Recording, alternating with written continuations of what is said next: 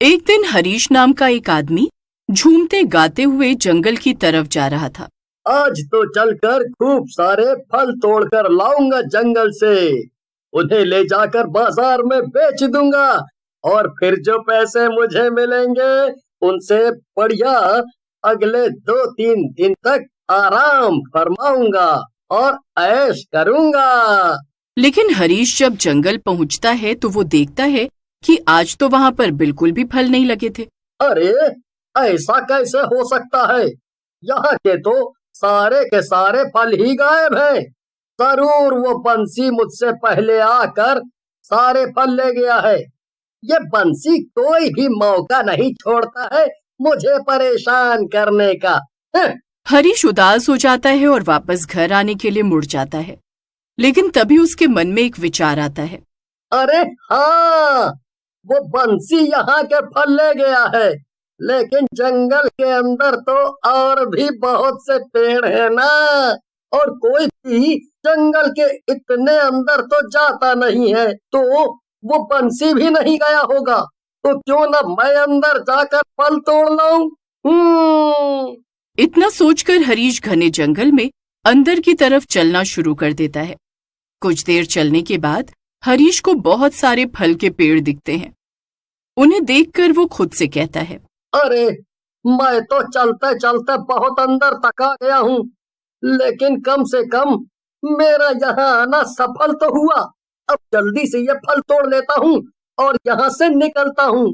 जंगल बहुत ही घना लग रहा है, कहीं कोई जंगली जानवर न मिल जाए। हरीश जल्दी जल्दी फल तोड़ने लगता है, लेकिन जिस पेड़ पर चढ़कर वो फल तोड़ रहा था उसी पर एक भूतिया बच्ची बैठी हुई थी। वो हरीश को देखकर जोर से चिल्लाती है। हरीश भी उसे देखकर और उसकी चीख सुनकर हड़बड़ा जाता है और जमीन पर गिर जाता है। हरीश फिर से उठकर खड़ा होता है और हिम्मत करके दोबारा पेड़ पर चढ़ने की कोशिश करता है, लेकिन वो छोटी चुड़ैल पेड़ से नीचे उतर आती है और हरीश को घूरने लगती है। उसे देखकर हरीश अपने सारे फल वहीं छोड़कर भाग खड़ा होता है। हरीश भागता हुआ वापस गांव पहुंचता है। उसकी ऐसी हालत देखकर सभी गांव वाले हैरान हो जाते हैं। तभी वहां पर बंसी आता है और हरीश से कहता है, क्या हुआ हरीश, कोई जंगली जानवर पीछे पड़ गया है क्या? हैं? जंगल की तरफ से ऐसे भागते हुए क्यों आ रहे हो तुम? अरे पूछो मत बंसी, वहाँ पर चुड़ैल है, चुड़ैल। क्या? क्या तुम भी हरीश, तुम ये कैसी बातें कर रहे हो? अरे, हम सब सालों से उस जंगल से लकड़ियाँ, फल फूल और ना जाने क्या क्या लेने जाते हैं, और तुम कह रहे हो कि वहाँ पे चुड़ैल है, तो हम में से किसी को क्यों नहीं दिखी? ये सब मुझे नहीं पता, लेकिन वहाँ पर चुड़ैल है, और वो भी एक छोटी चुड़ैल, और पक्का है कि अब मैं तो कभी दोबारा वहाँ नहीं जाऊंगा। हाँ। बंसी के साथ साथ गांव के किसी भी इंसान ने हरीश की बातों पर यकीन नहीं किया और सब वापस अपने अपने काम पर लग गए। वहीं दूसरी तरफ हरीश इतना डरा हुआ था कि उसे डर के मारे बुखार आ गया था। उसका बेटा था गुड्डू और वो उसकी ये हालत देखकर बहुत परेशान था। हरीश गुस्से में गुड्डू को वहां से भगा देता है, लेकिन गुड्डू ठान लेता है कि वो अपने पापा को पहले जैसा कर रहेगा।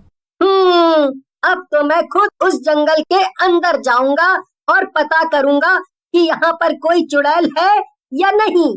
गुड्डू बिना किसी को बताए छुपते हुए जंगल चला जाता है। कितनी देर से चलता जा रहा हूँ, अभी तक मुझे कोई भी भूत चुड़ैल नजर नहीं आए हैं।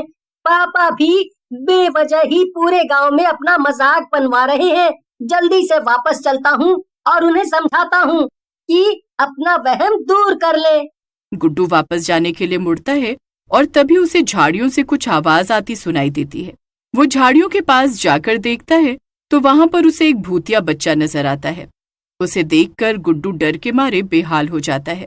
गुड्डू ना आव देखता है और न ताव, और वहां से भागने लगता है। वो एक बार भी पीछे मुड़कर नहीं देखता है और सीधा वापस गांव पहुंचकर ही सांस लेता है। उसकी ऐसी हालत देखकर गांव वाले हैरान हो जाते हैं।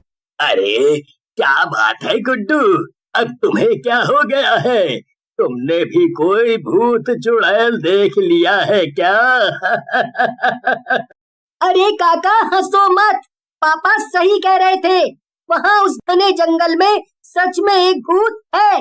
मैंने खुद उसे अपनी आंखों से देखा है। कोई भी गुड्डू की बात पर यकीन नहीं करता है और गुड्डू उदास होकर अपने घर वापस आ जाता है। घर आकर वो देखता है कि बंसी हरीश से मिलने आया था। नमस्ते बंसी काका। नमस्ते गुड्डू बेटा, कहाँ घूम रहे हो?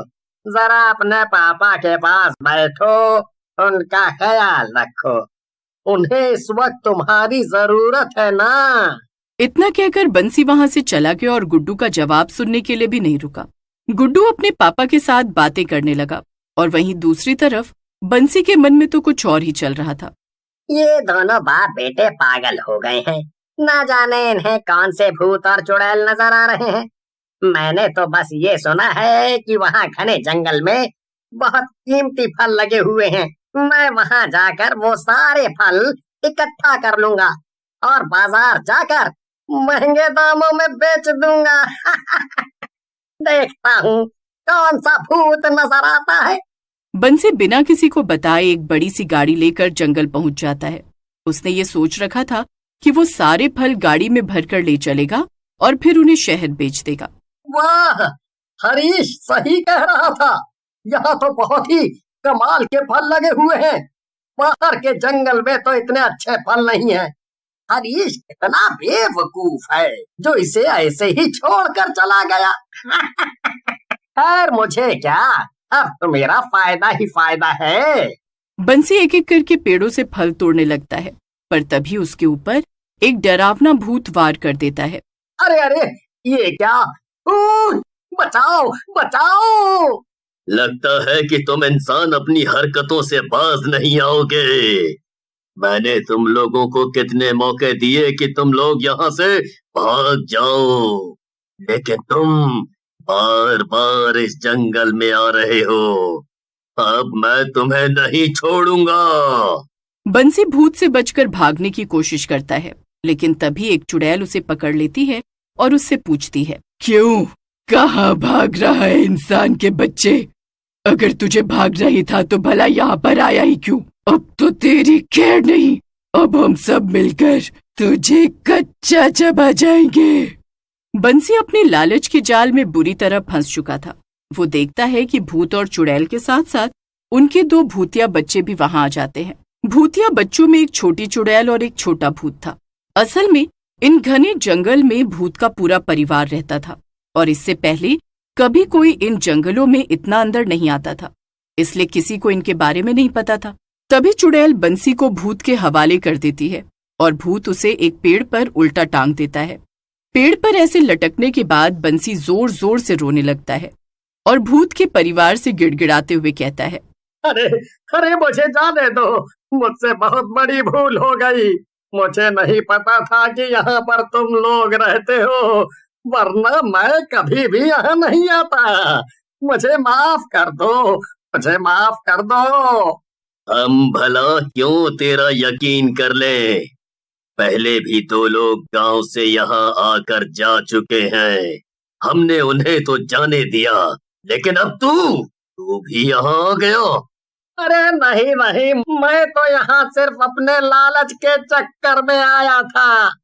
अरे मैंने सोचा था कि यहाँ घने जंगल में इतना अंदर तक कोई आता जाता नहीं है, इसीलिए यहाँ के पेड़ों पर सभी फल बचे हुए हैं, तो मैं इन्हें तोड़ने आया था यहाँ। बस मुझे जाने दो, मैं दोबारा कभी यहाँ लौट कर नहीं आऊंगा। हाँ पापा, इसकी ये गाड़ी रख लो, मैं इसमें बैठकर जंगल में घूमूंगा। हाँ बेटा, ये ठीक रहेगा।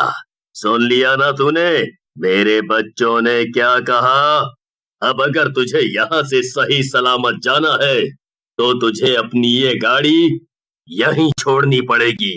बंसी को ये सौदा अच्छा तो बिल्कुल भी नहीं लग रहा था, लेकिन अब बात भी तो उसकी जान पर बनाई थी, इसलिए उसके पास और रास्ता भी कहाँ था। इसी तरह भूत बंसी को तो छोड़ देता है, मगर उसकी गाड़ी रख लेता है। जैसे तैसे दौड़ते भागते बंसी वापस गांव पहुंचता है। उसे अपने किए पर बहुत पछतावा हो रहा था, लेकिन अपनी इस लालच की कहानी वो किसी को सुना भी तो नहीं सकता था। उस दिन के बाद से दोबारा कोई भी गांव वाला जंगल के इतना अंदर नहीं जाता।